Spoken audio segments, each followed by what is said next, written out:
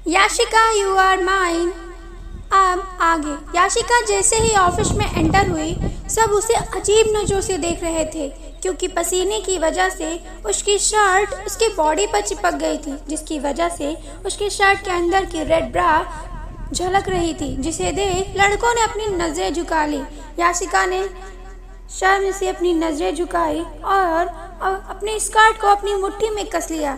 शौर अपने कैबिन में बैठा जैसे ही अपने आईपैड में देखा, उसके आईब्रो तन गए और उसने अपना फ़ोन ले किसी को कॉल किया और कुछ कहा तो दूसरी तरफ से आवाज़ आई, ओके बॉस। शौर ने अपनी चेयर से उठा और चेयर पर रखी अपनी जैकेट को उठाया, अपने कैबिन से निकल गया। याशिका अपने आप से कहा, काश हमें इसी वक्त मौत आ जाए। इससे पहले याशिका अपने कदम आगे बढ़ाती, अचानक से पूरे ऑफिस में अंधेरा सा छा गया। एक ऐसा अंधेरा कि सामने वाले का चेहरा भी ना दिखाई दे। तभी किसी ने याशिका के मुंह पे अपना हाथ रखा और उसके हाथों को पकड़ खींच लिया।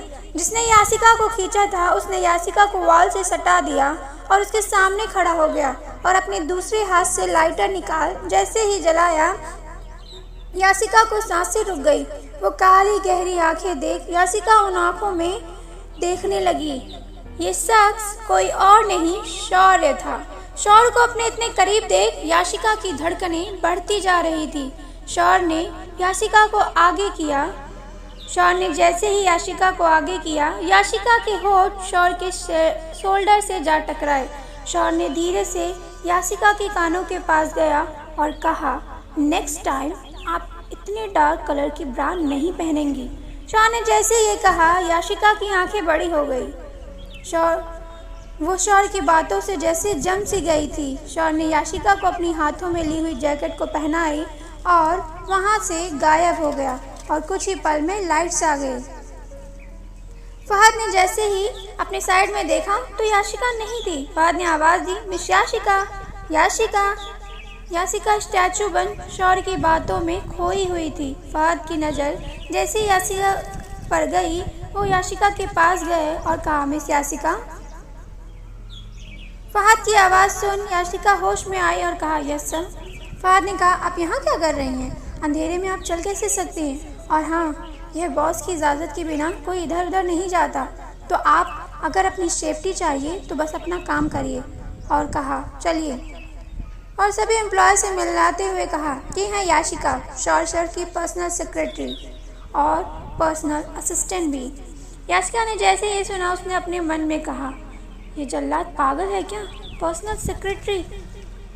सभी लोग जैसे ये सुना वो शौक हो याशिका को देख रहे थे, क्योंकि शौर्य की पर्सनल सेक्रेटरी होना मतलब मौत की गुफा में जाने जैसा है।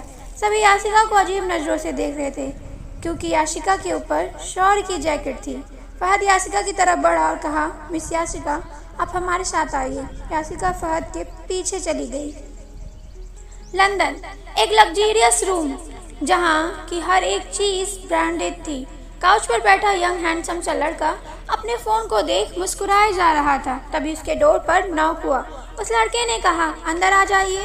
एक लड़की अपने हाथों में आईपैड लिए हुए एंटर हुई और आईपैड उस लड़के को देते हुए कहा, वियेश, ये आज के फोटो शूट की कुछ इन्फॉर्मेशन।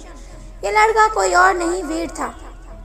वीर ने आईपैड लिया और जैसे ही उसकी नज़र आज के मॉडल पर गई, उसने गुस्से में अपना आईपैड उठा के फेंक दिया। रिया वीर के अचानक से बदलते बिहेवियर से डर गई और अपने कदम पीछे करते हुए कहा, सॉरी सर। वीर काउच से उठा और रिया की तरफ बढ़ने लगा। रिया के कदम डर से पीछे हो रहे थे और रिया वॉल से जा टकरा गई। वीर रिया के सामने आया और अपने हाथों को वॉल पर रख रिया को मस्कुलर बाजुओं के बीच लॉक कर दिया। रिया ने डर से अपनी आंखें बंद कर रखी थी। वीर उसके करीब गया और उसके फेस पर फूंक मारी और तेजी से हंसने लगा। रिया ने जैसे ही वीर की आवाज़ सुनी, उसने धीरे धीरे अपनी आंखें खोली तो वीर खिलखिलाते हुए हंस रहा था। वीर को इस तरह स्माइल करते देख रिया उसके फेस में कहीं गुम सी हो गई। रिया को इस तरह अपने आप को देखता देख वीर ने अपनी हंसी कंट्रोल की और कहा, रिया, आप वीएस से कैसे डर रही थी? Oh my god, don't worry Riya, मैं आपको कभी चोट नहीं पहुंचाऊंगा। और हाँ, आज की सूट में हमारे मॉडल आप बनेंगी, ये नहीं। वीर की बात सुन रिया शॉक हो जाती है। लायला इंडस्ट्री। फहद याशिका को अपने साथ शौर की कैबिन में ले जाता है और उसको डोर के पास छोड़ वहाँ से चला जाता है। याशिका डोर पर नॉक करती है तो दूसरी तरफ से कोल्ड आवाज़ आती है, कम इन। याशिका जैसे ही एंटर होती है उसके सामने उसका जल्लाद शौर सिंह ओबराय उसे ही घूर रहा था। याशिका धीरे धीरे आगे बढ़ती है तो शौर उसे अपने हाथों से इशारा करता है और अपने पास बुलाता है। शौर को इस तरह अपने पास बुलाने से याशिका डरती हुई आगे बढ़ती गई और शौर के सामने जाकर खड़ी हो जाती है। शौर याशिका का हाथ पकड़ते हुए कहा, कौन हो तुम? याशिका शौर की बात सुन उसे कंफ्यूज नजरों से देखते हुए कहा, कौन हूँ मैं? आप बताइए ना, कौन हूँ मैं? शौर ने उसके हाथों को खींचा जिससे याशिका सीधे शौर के ऊपर जा गिरी। शौर ने उसकी कमर पर हाथ रखते हुए उसे अपने गोद में बैठाया और उसके शोल्डर पर अपनी चिन को रखते हुए कहा, खिलौना हो तुम।